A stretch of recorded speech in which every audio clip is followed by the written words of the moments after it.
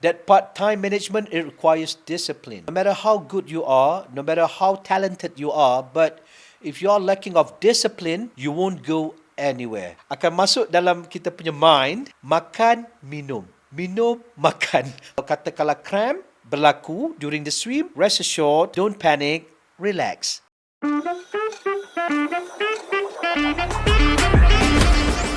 Kembali lagi kita di Studio 9 bersama Tuan Ikhmil Fawedz. Saya ingin tahu apakah jenis-jenis sokongan, support yang Tuan terima daripada ahli keluarga dan juga rakan-rakan Tuan? Okay, in terms of support yang saya terima daripada kawan-kawan, daripada family, dari segi material tiada. Dari segi material tiada, kita everything on my own except from my... Ya, ada sikit-sikit lah kita dapat dari segi material kan, from family, especially from my family. But from friends, ada juga sikit, but not in terms of material, but in terms of moral support, begitu saja. So mostly support comes from UMS. So specifically from the Department of Blue Economy and Maritime Security, which is led by Professor Datuk Dr. Ismail Ali. Saya ingin tahu juga apakah momen paling mencabar Tuan hadapi semasa Tuan melakukan cabaran renang bergari hari itu? In terms of cabaran, the challenges, to be frank, from the bottom of my heart, because saya sudah biasa, so I've been doing dipanggil ultra swim ni for many years. Ultra swim means renangan jarak jauh. Bila sebut ultra tu jauh lah kan. Okay, so I've been practicing this, I've been doing this for many years. So bila dikatakan waktu in the event tu, saya tidak ada hadapi macam risau ke tiada, sebab bagi saya itu merupakan satu training saya kan, begitu. Cuma agak mungkin masa mula-mula tu saya agak macam dia panggil perturbation process lah. Perturbation process maksudnya tu ada sedikit macam dia bilang macam mana ya, macam kerisauan sedikit, sebab mungkin ada orang ramai, alamak ramainya orang kan, tapi entirely okey saja because kita sudah biasa kan macam tu. Jadi cuma dari segi dia punya sikit-sikit macam cramp during the swim tu, itu biasa tu. Jadi kalau katakanlah cramp berlaku during the swim, rest assured, don't panic, relax. Just enjoy the flow, everything will be just fine. You know, minum sikit lepas tu okey lah. Jadi overall semuanya okey. Tak ada bagi saya challenges tu ya tak ada apa-apa tu. Oh. bagi saya. Okay. Kan? So swimming even in handcuff in UMS doesn't like pose a threat to you, isn't it? Because you're already used to it. Because in order for me to for me to reach this level, so I've been doing this since 2015 sudah training. So it took me 10 years to prepare myself to be at this stage. So to me dari segi challenges tu, stress tiada tu.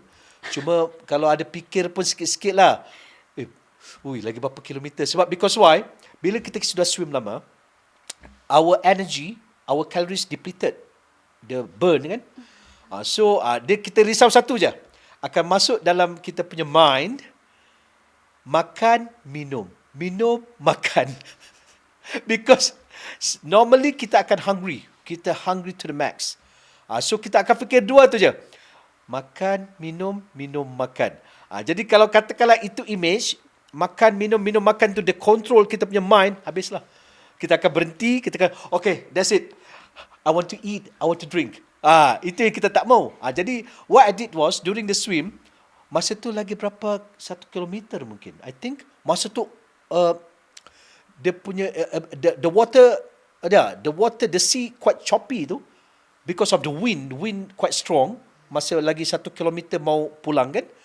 Jadi masa tu saya punya minda tu, dia datang, image, makan, food, you know, and then cold drinks. Saya sudah bayangkan begitu tau. Jadi saya kata, dia itu saya punya badan tu dia sudah bagi signal tu. If, you know, Ikhmil or Fawedz, your body needs sustenance, you need sustenance now, because you are lacking of energy. So you need to eat, you need to drink. Tapi saya lawan masa tu, lawan. Bukan lawan lah, saya pujuk dia. Saya bilang sama dia, sabar, sikit lagi. Kita tak boleh marah dia ya, sebab because ini kita punya human anatomy kan, dia interrelated with one another. So we need to kajol, pujuk dia. Bilang sama dia, sabar ya, sabar. Kalau kita marah, lagi dia lawan kita. So kita kena sabar, interaksi sama dia, sabar. Tapi bila sampai tahap, tak boleh. You must drink at least. So what I did was, saya beritahu pada escort, my escort, I really need to drink. I need you to bring the can of Sting. You know the Sting, the isotonic drink? So, dia bilang, okay, saya kata dengan dia, okay, you come closer to me, let me drink. Okay, I will back float now. Okay, I want you to, to assist me on pouring that drink from the can now.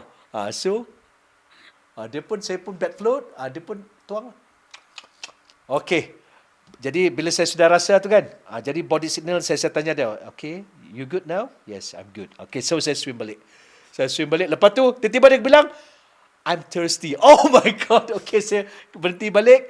Suruh itu, masa tu macam-macam image datang tu. Sebab kita sudah energy kan. Kita lapar, minum. Masa tu saya cakap, kan bagus kalau ini drinks, dia ada recycle, dia boleh letak belakang straw. Saya nak je saya minum. Sedap tu. Like a scuba diver. Yeah, exactly. Instead of oxygen drinks. Lapar je. Kalau dahaga, minum. Sedap tu kan. Jadi, but overall okay lah. So, as I said lah tadi, it's all about the mental game kan. What makes the difference among sportsmen is the mental game. So, we need to train our mental to become strong. That's it. Yeah.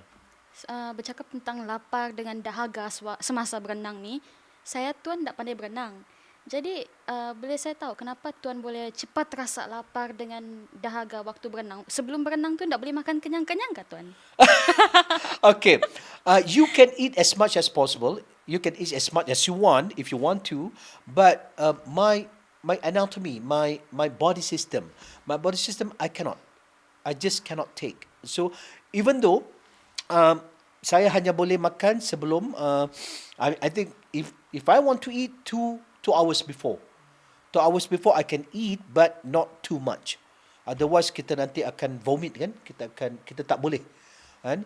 So like myself, my preparation before I plunge into the water, what I did was, an hour or 30 minutes before, saya akan ambil as much drink as possible. Lepas tu makanlah bananas, bananas and then some chocolate. Makan for instant energy. That is for my body system lah. Mungkin ada orang dia boleh makan heavy. Dia boleh makan solid food 1 hour or 2 hours prior. But my body system cannot. I just cannot. I just need to consume sikit-sikit lah. Liquidated energy sustenance for me. So that is for my body system lah. Other than passion itself, apa yang push tuan untuk keep swimming even though you're busy with your personal life and then even work and social world? Because water is always been my sanctuary kan. It is my sanctuary. Even when I'm with water, as I said, water is always been my sanctuary, especially the ocean, the open water, the biodiversity and the creatures in it. So those are my world. That's the reason why it has made me to go further, to pursue, to not to stop my passion. So jadi kalau a person like me, kalau saya tidak swim ataupun tidak soak myself into the water, into kalau katakanlah di KL tak ada laut kan, at least swimming pool, saya akan jadi lain tu. Saya akan jadi macam like I'm drowned, no, macam drowned in land. Macam mabuk darat gitu. Mabuk darat. Yeah, you just took out the words right out of my mouth. Yeah, mabuk darat gitu. So a person like me, I must. It's like the bajau laut people, yeah. So they must be in the water, kan? Otherwise they cannot live, and on land. So yeah, that's reason why. I didn't expect that it was that in depth, you know. But how do you like manage your time, like doing sports and working and then spending time with your family? Macam mana tu Tuan? Oh, discipline. Yeah. That part-time management, it requires discipline. So no matter how good you are, no matter how talented you are, but if you are lacking of discipline, you won't go anywhere. Please remember that, okay? But if you have a very good discipline, but lacking of talent or no talent at all, but you have the discipline, you will go somewhere. But in life, the most essential is discipline, good attitude, and also a good platform. Yeah, platform means a good support system. Example, like myself. I have the talent, Alhamdulillah, okay, praise be upon God.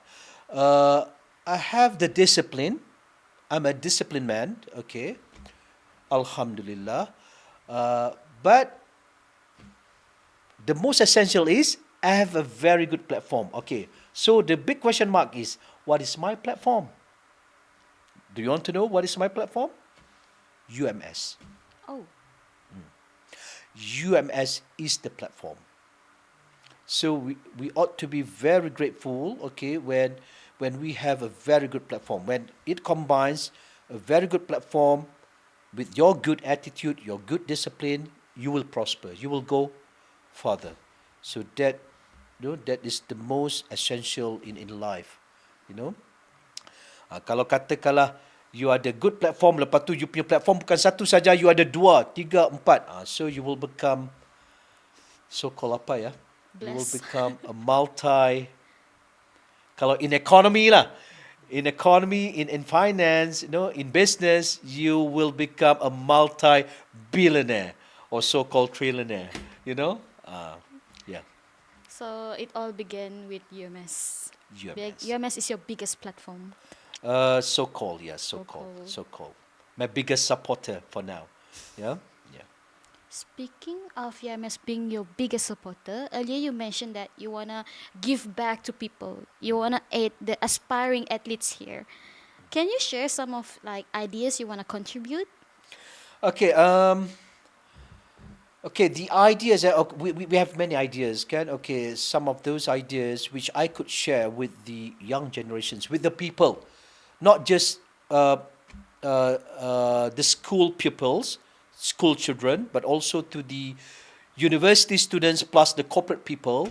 So I could share about the importance of the mental resilience, the spiritual resilience. In order for us to excel in life, to be top notch in life, we must make sure knowledge is important, but not solely knowledge, but it requires the overall in your life, like your spiritual, like your emotions, so that's where I can come in to share my, to strengthen the emotions and also the spiritual, according to my own mold. Yeah. So I think when that happens, I will be able to develop a very strong community, in terms of knowledge. Yeah, it's like a Bugatti Veyron lah. The fastest car on earth, according to my humble knowledge, the fastest car on earth is Bugatti Veyron, 16 cylinders. So the mind, body, heart, and spirit, 4 cylinders. So when I come in, so I'm pretty certain I will be able to develop people to become great people. I do agree with your point of view because nowadays people just focus on IQ, on their like physical like qualities, but no one really pay much attention towards like emotional intelligence. Exactly. Exactly. Because emotional intelligence play really a huge part in informing our like discipline, Yeah, like and exactly. self-esteem. Right? Exactly. Even I myself, I'm struggling with that, but I still hope I found my way. Yeah. But Very now good. that you're here, can you please share beberapa tips yang Tuan boleh share dengan kami lah, viewers, regarding how to have a strong EQ? Okay, very good. Very good question. Okay. First and foremost, okay, in order for us to acquire a very good emotional quotient is to have knowledge. That is second to none. That is absolute essential. Because why? Because a little knowledge is a dangerous thing. Okay, always remember that. A little knowledge is a dangerous thing, and an investment in knowledge yields the best return after all. Yeah? So, knowledge, if you are accepted to be in the university, it's a blessing lah. You know, it's a blessing. But assuming lah, if you are not accepted into the university, okay, because why? Because mungkin it's not your passion, you know, to become a university graduate, ataupun mungkin your passion is after your school, after SPM or STPM, you just want to do business, you just want to work, you know, because it simply not your passion lah to become a graduate, kan? But you must read a lot. You must make sure because nowadays kita senang, kita boleh Google kan. We have e-news, we have macam-macam. Boleh Google saja, information edge. So you must read a lot. It's not a rocket science. Just make it as a habit. So when you read a lot, you have knowledge.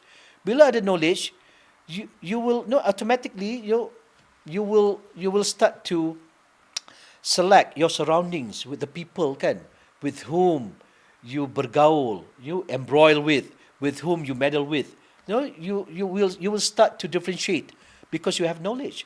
So the key is the knowledge.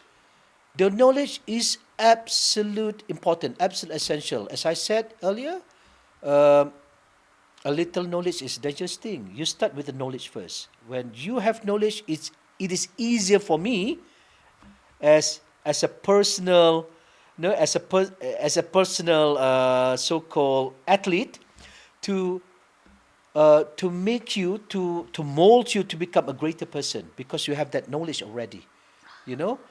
So my task is to push you a bit, tolak sikit, you know, lama-lama jadi bukit lah, you know, tambah sikit. Okay, so I'm pretty certain the first tip is your knowledge first. You must learn on how to love knowledge. Read. So to acquire knowledge ni kena read lah. Kena read or you bercampur gaul with knowledgeable people. Mungkin ada orang tu dia tak pandai membaca kan. Mungkin kan dia illiterate about readings kan. So mungkin apa yang dia boleh buat, dia boleh bercampur gaul lah dengan orang-orang yang lebih berilmu daripada mereka. So that's how you acquire knowledge. Yeah. Kita berehat sebentar, kita akan kembali lagi selepas ini bersama Tuan Fawedz.